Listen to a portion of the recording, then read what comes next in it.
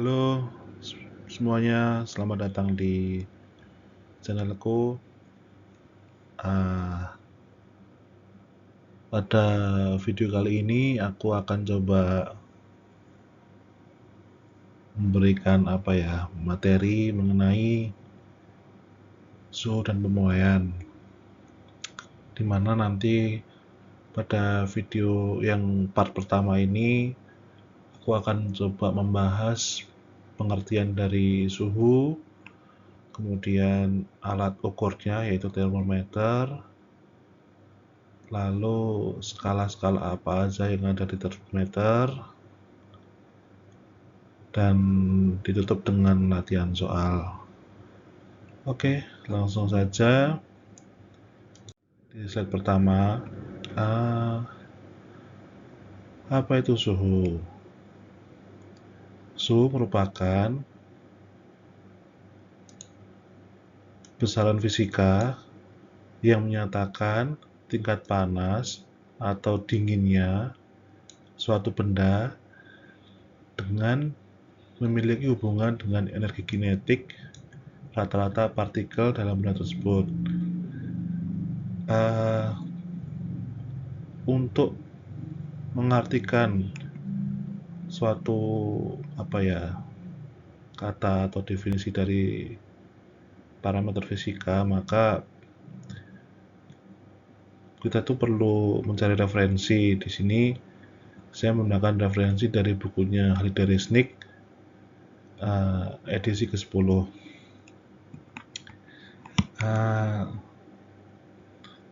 Dari pengertian ini coba kita sederhanakan. Suhu adalah besaran fisika. Besaran fisika berarti dia itu menunjukkan angka. Jadi di sini nanti ada angka yang menyatakan tingkat panas atau dinginnya suatu benda. Jadi dari panas dinginnya suatu benda itu harus diterjemahkan ke dalam angka, di mana nanti selanjutnya panas itu merupakan hasil energi kinetik dari rata-rata partikel-partikel dalam benda tersebut. Partikel-partikel ini merupakan, kalau adik-adik atau teman-teman belajar kimia, bahwa suatu benda itu ada atom yang menyusun benda itu atau partikel terkecil dari benda itu. Penjelasannya akan lebih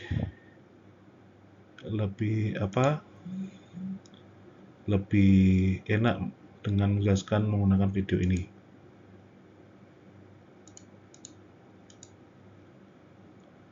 Ini merupakan ilustrasi dari suatu atom yang dipanaskan sampai dengan temperatur dari 0 sampai ke 300 Kelvin, dimana kalau kita ulang videonya, yang awalnya atom-atom itu saling mengikat ketika dia berada di suhu 300 Kelvin, maka atom-atom itu mulai lepas dari ikatannya dan berubah wujud menjadi gas. Berarti atom-atom tadi merupakan bentuk dari media cair atau air. Ketika dia mencapai ke suhu titik didihnya, di sini ada 300 Kelvin, maka dia akan berubah menjadi gas. Selanjutnya, kalau suhu itu merupakan angka, maka kita butuh alat ukurnya. Alat ukur di sini kita menggunakan termometer, yang definisinya merupakan alat ukur suhu biasanya menggunakan pemuaian zat cair seperti raksa atau alkohol, atau sekarang yang paling sering digunakan adalah yang menggunakan sensor elektronik. Nah, nanti di slide berikutnya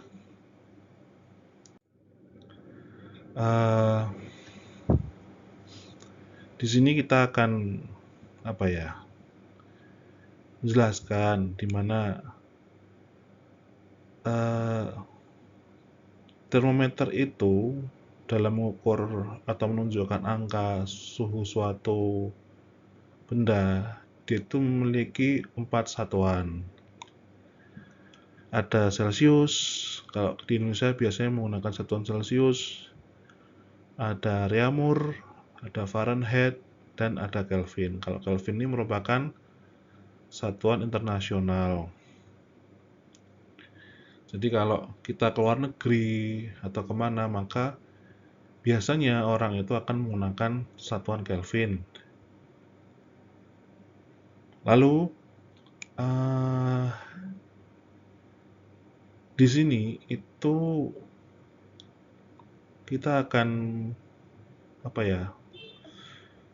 memberikan pengertian apa itu titik tetap bawah dan titik tetap atas. Jadi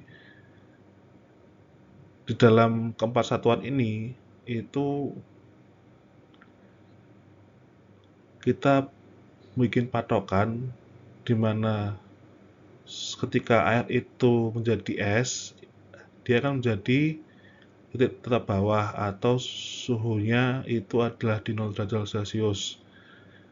Untuk Reaumur dia juga di 0 derajat, untuk Fahrenheit dia 32 derajat, dan di Kelvin itu 273 derajat Kelvin.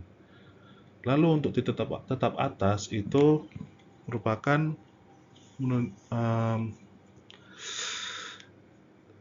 titik didih dari air. Jadi air itu akan mendidih di suhu 100 derajat Celcius. Kemudian kalau di termometer Reaumur dia di angka 80, di Fahrenheit 212, dan di Kelvin 373. Dengan kondisi titik tetap bawah dan titik tetap atas ini diukur pada tekanan 1 atmosfer atau dia berada di ketinggian 0 meter dari laut.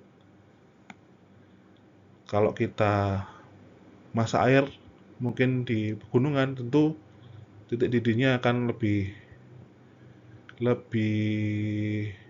rendah karena tekanannya juga berubah. Maka perlu disampaikan bahwa angka-angka ini didapatkan pada tekanan 1 atmosfer. Nah, kalau saya mencoba membaca buku diktat di SMP itu biasanya capaian yang ingin dicapai dari bab termometer ini bisa mengkonversikan antara satuan Celcius, Reaumur, Fahrenheit, dan Kelvin yang hubungannya itu dapat dipresentasikan menggunakan rumus ini. Nanti kalau kita punya data informasi angka Celcius lalu yang ditanya itu Kelvin, maka ya kita tinggal tinggal yang kita hitung C/5 sama dengan K-273/5, lalu kita operasikan secara matematik yang nanti akan dijelaskan di slide berikutnya. Nah, ini merupakan contoh soal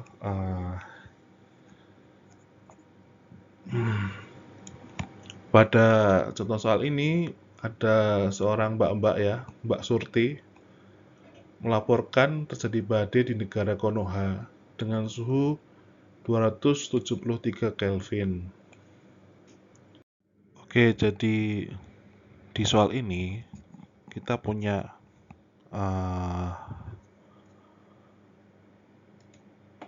data diketahui suhu Kelvin itu adalah 273. Lalu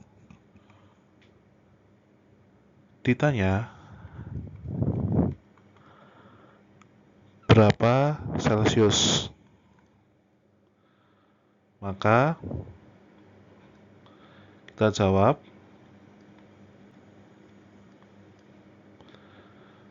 kita pakai persamaan yang di slide sebelumnya. C sama dengan 5 sama dengan 273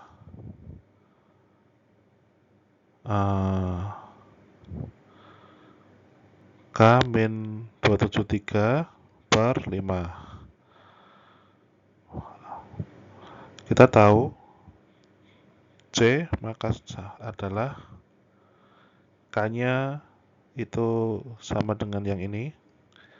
Maka 273 min 273 per 5 dikali 5. Jawabannya karena di sini hasilnya 0, maka C sama dengan 0 derajat Celcius.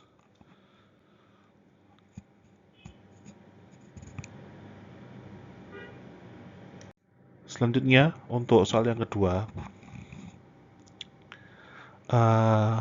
Cak Suryo sedang melakukan percobaan membuat termometer.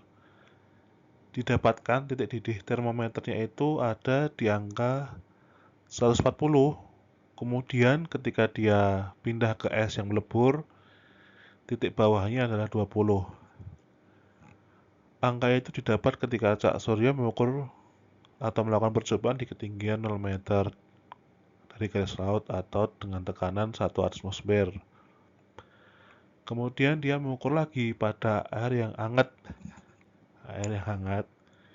Didapatkan angka 50, maka termometernya Cak Suryo ini bila dikonversikan ke termometer dengan satuan Celcius, dia menunjukkan di angka berapa. Nah, kita tahu termometernya Cak Suryo mendidih di angka 140. Lalu air membeku di angka 20. Yang ditanya adalah angka 50 ini ya, ke dalam satuan Celcius. Kalau kita punya Celcius kan air mendidih di suhu 100, air membeku di suhu 0. Maka yang ini itu menunjukkan berapa di Celcius. Caranya itu kita melakukan perbandingan 50 yang ini dikurangi 20 dibagi titik didihnya 140 dikurangi titik bawahnya atau titik bekunya akan mempunyai nilai sama dengan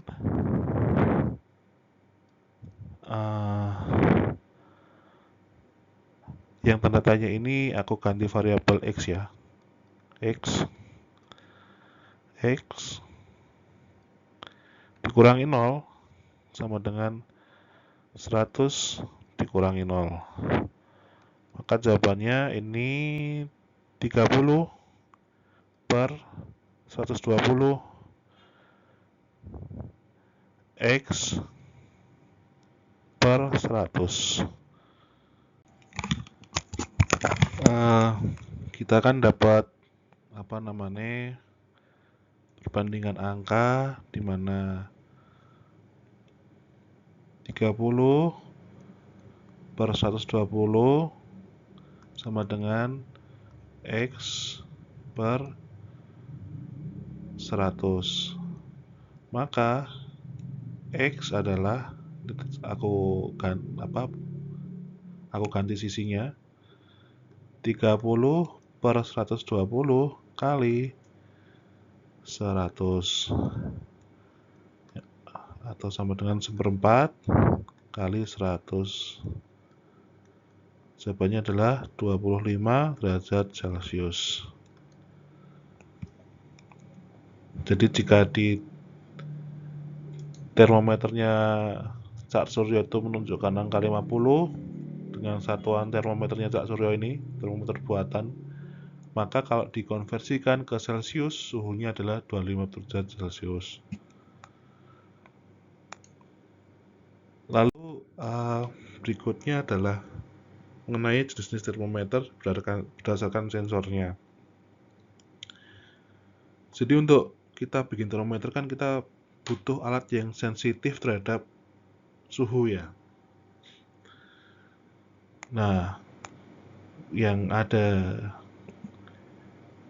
di zaman sekarang itu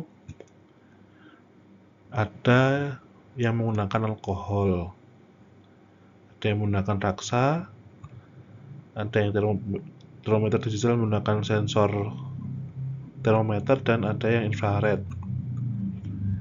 Kalau alkohol itu dia memiliki titik beku itu sangat rendah. Jadi kalau kita ngukur suatu benda itu suhunya dingin sekali, itu pasti si alkohol ini lebih bisa menunjukkan angka yang di bawah 0 derajat Celcius ya. Namun alkohol ini memiliki kelemahan, titik didihnya itu di 78. Jadi kalau kita mengukur air mendidih, di mana air mendidih itu di 100 derajat Celcius, si alkohol ini pasti sudah menguap sebelum kita mencapai suhu 100 derajat Celcius. Kelemahannya di situ. Kemudian untuk termometer raksa ini kelemahannya dia tidak cocok untuk di suhu yang dingin. Jadi kalau kita suhu yang dingin itu lebih baik pakai alkohol, tapi dia lebih powerful untuk digunakan untuk mengukur di zat yang memiliki suhu yang tinggi. Jadi kalau ada pertanyaan apa kelebihan dan kelemahan antara alkohol dan raksa, salah satu adalah titik didihnya atau titik bekunya. Tapi kelemahan raksa di antara yang lain adalah dia itu cukup berbahaya karena merupakan zat yang beracun, maka harus hati-hati. Selanjutnya ke termometer digital. Nah, sebenarnya untuk termometer alkohol dan raksa ini itu udah sering kita lihat ya di zaman-zaman sekarang itu. Semuanya itu udah beralih ke digitalisasi, dimana kalau kita itu pakai digital, sensor yang digunakan itu merupakan sensor termistor yang dia itu dalam bentuk elektronik ya. Jadi sudah nggak pakai zat cair lagi, tapi udah teknik elektronik. Kemudian ada juga yang menggunakan infrared, jadi dia tidak perlu menyentuh tubuh, cukup ditembak aja. Dulu waktu COVID ya ini sering kita lihat, dia tanpa harus menyentuh tubuh seorang yang akan diukur suhunya, sudah bisa menunjukkan angka karena prinsipnya itu dia menggunakan radiasi atau panas yang dipancarkan dari tubuh seseorang. Di mana termometer infrared ini menggunakan sensor termobil. Oke, mungkin untuk video part pertama tema suhu dan pemilihan cukup di sini. Terima kasih. Nanti kita akan lanjut ke part berikutnya. See you.